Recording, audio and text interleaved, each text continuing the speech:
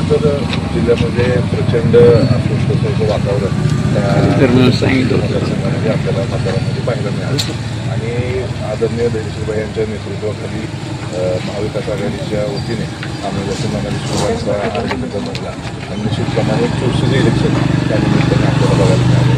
आज आम्ही आमच्या सर्व नगरसेवकांनी येऊन आमच्या मतदानाचा अधिकार बनवला. आपण जर परिस्थिती पाहिली तर सगळ्यांनाच त्या निवडणुकीकडं अतिशय वेळ लावून सगळेजण पाहतात.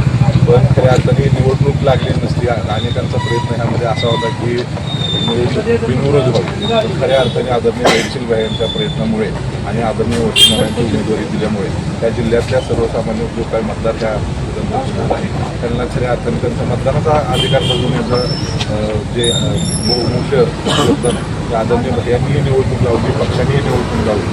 खऱ्या अर्थाने त्याच्यामध्ये देखील एक मोठा विजय आमचा आहे.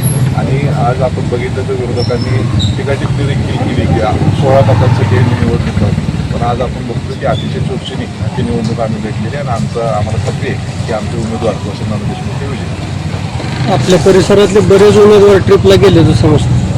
आता विधान परिषदेची निवडणूक म्हणले की थोड्या प्रमाणामध्ये अशा गोष्टी घडतात. पण आपण जर बघितलं असेल तर आमचे सगळे नगरसेवक आम्ही आपल्या उमेदवार सगळेजण होतो. आम्हाला खात्री आहे की आम्ही सगळ्यांनी आमची चांगल्या प्रकारे प्रयत्न केला आहे आणि आमचे उमेदवार हे निवडून. क्रॉस वोटिंग होण्याची काय शक्यता आहे तुमच्याकडून म्हणा, तुमच्या पक्षाकडून किंवा भारतीय जनता पक्षाकडून? आपल्याला 22 तारखेला लक्षात येईल निकाल आमच्या बाजूने